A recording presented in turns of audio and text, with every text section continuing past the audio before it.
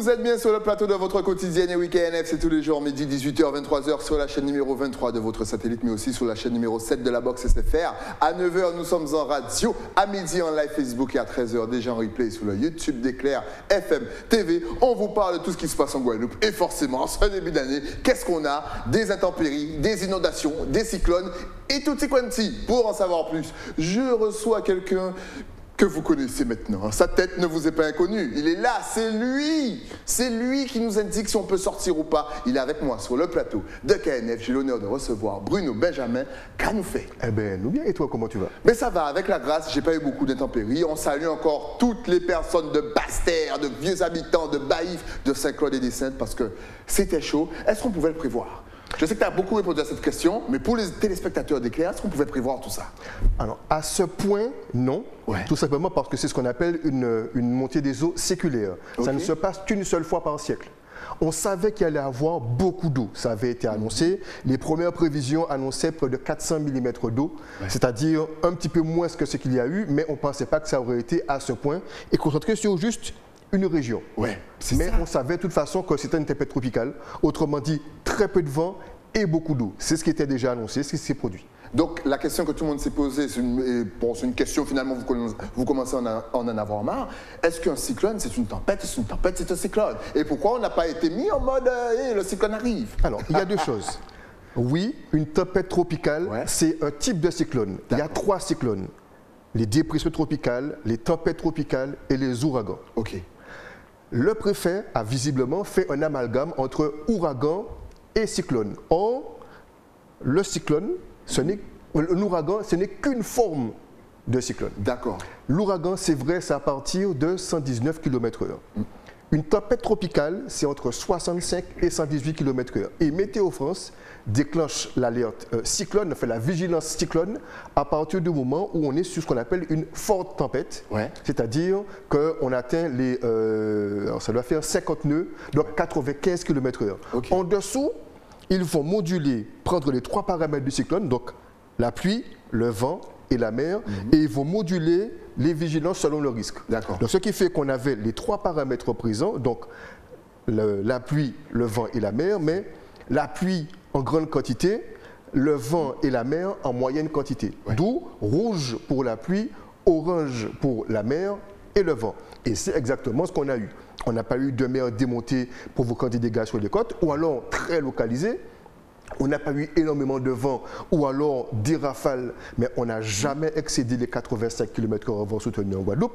Par contre, on a eu des pluies exceptionnelles. Ouais. Donc, ça, c'est la méthode qu'utilise Météo France. J'avoue que je n'apprécie pas cette méthode parce que ça entraîne un manque de vigilance de la part de certaines personnes. J'aurais préféré qu'à partir du moment où on est en tempête tropicale, qu'il s'agisse de 65 km/h ou de 115 km/h, on soit en alerte cyclone. Ils ont leur grille. Pour l'instant, c'est celle-là qui est en application.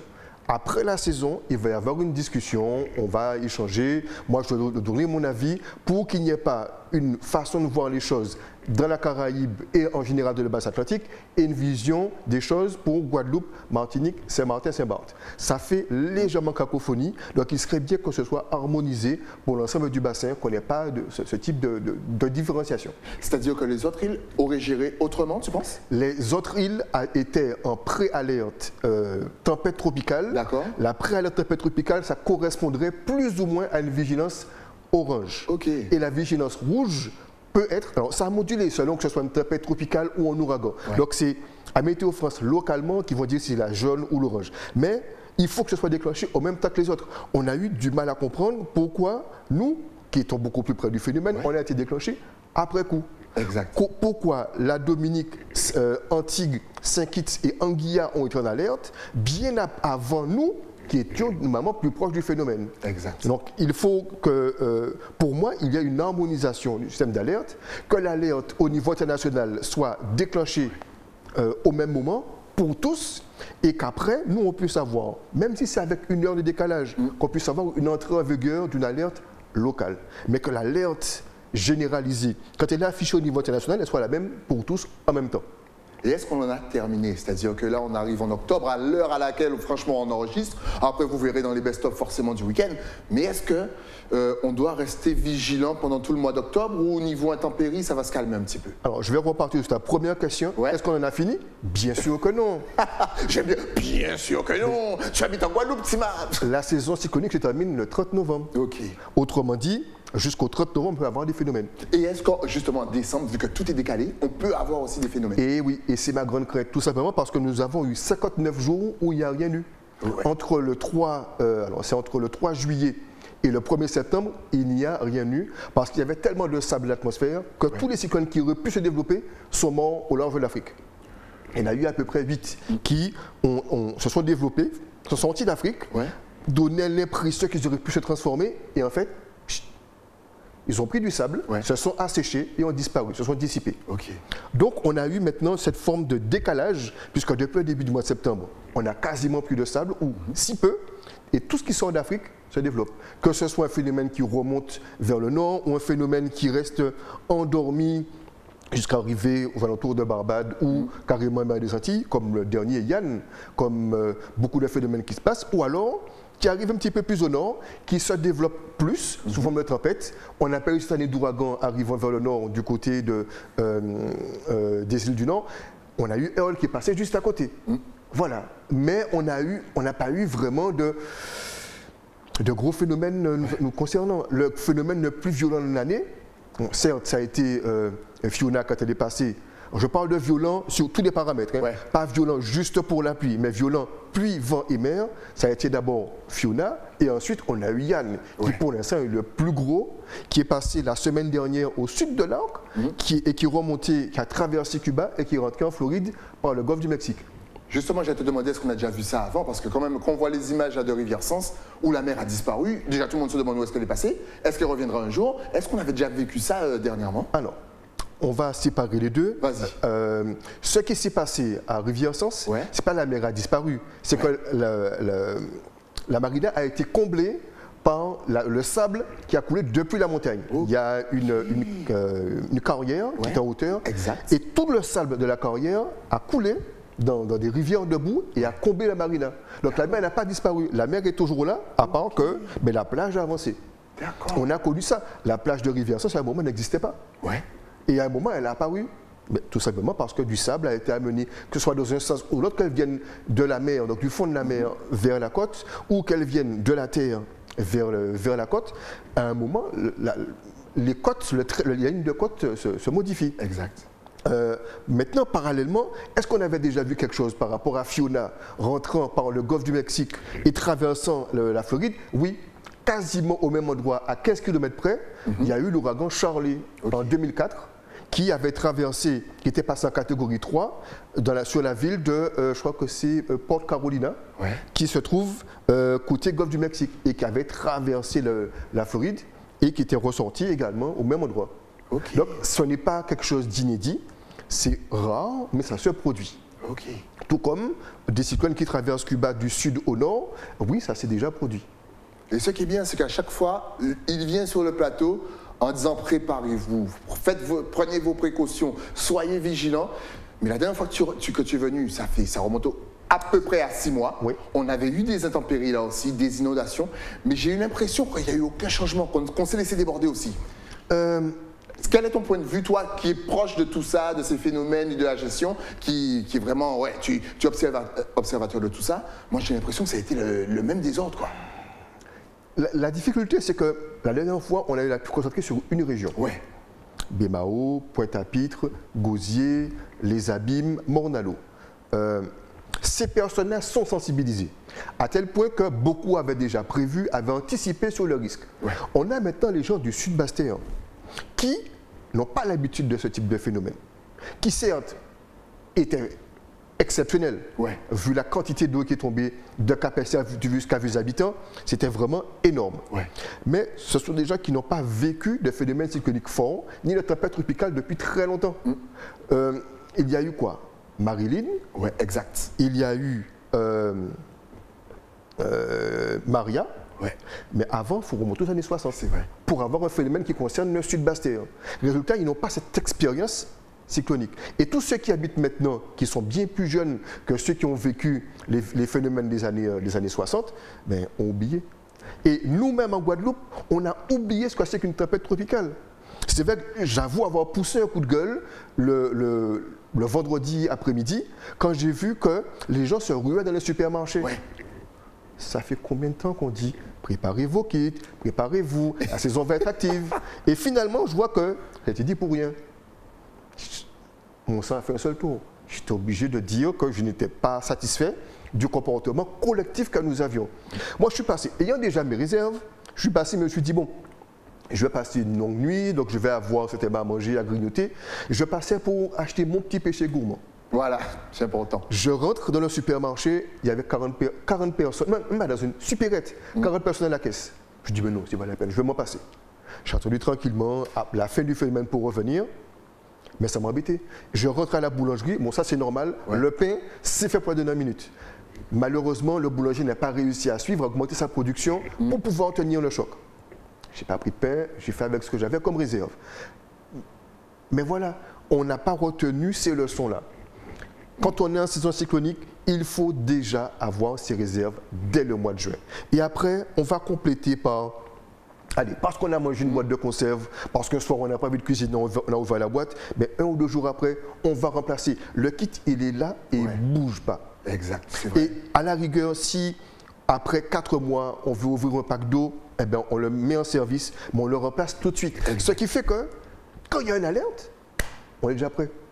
Et c'est ça, c'est ce qui est important, c'est de pouvoir toujours être prêt. Il faut se souvenir également que le kit qu'on utilise pour les cyclones, c'est le même qu'on utilise pour les séismes. Et les séismes, il n'y a pas de saison. Exact. Les séismes, on n'a pas le temps d'aller faire des courses au supermarché. Donc, c'est pour ça que j'insiste, pour que qu'on ait cette prise de conscience qu'il faut qu'on soit prêt en permanence. À partir du 1er juin, on peut avoir une alerte. Cette année, c'était au mois d'avril. Ouais. On a eu ce premier coup de semence. Là, la nature nous a rappelé, je ne suis qu'une tempête tropicale. Il n'y a eu que de la pluie. Il n'y a pas eu de vent. Il n'y a pas eu de mer. Si on avait pris Fiona quand il est passé sur Porto Rico, on aurait été dans quel état? Et c'est clair. Si on avait eu Yann, où il y avait des vents de 250 km/h, à 5 km/h près, c'était un ouragan de catégorie 5. Yann était plus fort qu'Hugo. Ah ouais. Et c'est ce qu'il faut qu'on comprenne. On a eu juste de la pluie, certes, sur une dizaine de communes de façon très intense. Allez, 22 communes sont en arrêté de catastrophe naturelle, mais on n'a eu que de l'eau. Et c'est pour ça qu'il est important qu'on soit au fait de l'actualité, qu'on suive les infos, qu'on regarde la météo tous les jours, de manière à pouvoir être au courant. Parce qu'on aurait suivi que le cyclone descendait vers nous et qu'on aurait pu être touché. Et puis, bon, voilà, c'est une prise de conscience globale. Il faut qu'on soit prêt, il faut qu'on suive les infos. Petite question, est-ce que, parce que c'est vrai que moi je suis carrément dans son groupe WhatsApp, et je pense que mine de rien, est-ce que tout le monde ne devrait pas être un petit peu plus être connecté, limite par exemple avec un groupe WhatsApp comme le tien, pour se tenir au courant, mis à part les infos et compagnie, parce que peut-être que vous êtes occupé qu'à 19h30, vous n'êtes pas devant vos infos, mais c'est vrai que, comme tu le dis, on n'a pas cette culture cyclonique, donc on s'y prend toujours au dernier moment. Limite, est-ce qu'on ne devrait pas mettre, je ne sais pas, une éducation cyclonique très jeune à l'école, pour qu'on puisse s'adapter à ça, savoir comment, un petit peu comme toi, qu'on devienne tous des Bruno Benjamin, et qu'on sache un petit peu lire certaines cartes, être un petit peu plus vigilant, et savoir faire des choses comme ça. Eh bien, Ouragan.com le fait. Voilà, mesdames et messieurs, parce que je le jure qu'il y a 6 mois, il disait de faire attention déjà, de préparer vos kits, de faire des réserves. Et donc là, c'est normal que le vendredi, il vienne un petit peu, voilà, c'est normal. Parce que honnêtement, toi, tu as averti depuis très longtemps. Eh bien, pour tout te dire, le 30 avril, le jour où il y a eu les inondations aux abîmes, la journée même, j'étais au lycée de Maybridge. Je faisais une séance de formation aux jeunes pour leur expliquer ce que c'est qu'un cyclone, comment ça fonctionne, comment on se prépare, quoi faire pour se préparer. Et après, on a une discussion off avec les enseignants. Et je leur ai dit, vous savez qu'aux abîmes, il y a des ravines qu'on a certes comblées parce qu'il fallait construire, il fallait faire des axes routiers, et qu'à un moment, il y a eu des encombrements, et ce n'est pas encore la période pour que ce soit débouché, donc il peut y avoir des inondations. Et le soir, vigilance orange, vigilance rouge, l'eau est montée. Exact. Quelques jours après, j'étais en formation avec des d'une école primaire. Ouais. Donc je commence au primaire à faire des formations pour les jeunes, pour les sensibiliser. Et ces jeunes-là, je suis persuadé que parmi tous ceux que j'ai rencontrés, parmi les 5 classes que j'ai vues, il y en aura au moins un qui sera passionné de météo parce qu'ils ont appris des choses. Ils peuvent vous dire, on est en telle année, le premier cyclone sera masculin ou féminin. Ils peuvent vous dire quelles sont les catégories de vitesse des vents. Ils peuvent vous dire qu'est-ce qu'on met dans un kit, qu'est-ce qu'on ne met pas dans un kit. Okay. Parce que ces jeunes sont sensibilisés. Alors, c'est vrai que c'est un vœu pieux que je fais. Pour moi, tout élève arrivant au bac devrait avoir une formation au risque naturel. De la même manière qu'on fait cette formation pour le permis de conduire, nous sommes dans une zone où on cumule 6 risques naturels. Tout jeune arrivant au bac devrait avoir cette formation. C'est ce que je souhaite. C'est ce pourquoi je milite. Maintenant, ça ce n'est pas encore le cas, mais je fais des conférences. Je profite pour annoncer que le 14 octobre, j'organise une conférence. C'est la première fois que Ouragan.com organisera sa conférence tout seul. Okay. Donc, on a certes des personnes qui vont nous assister, mais on a demandé au Café Papier s'ils voudraient bien nous accorder 2 heures pour pouvoir faire cette préparation, cette présentation des cyclones. Donc, on va bientôt faire l'annonce officielle pour dire que dans le cadre de la Journée nationale de la résilience, nous organisons cette petite conférence. Il n'y aura pas beaucoup de places, donc il va falloir s'inscrire très très vite. Il y a à peine une 50aine de places assises. On ne peut pas excéder, malheureusement, pour des raisons de sécurité. Et donc, on va expliquer qu'est-ce qu'il faut faire en période de cyclone. Tout simplement.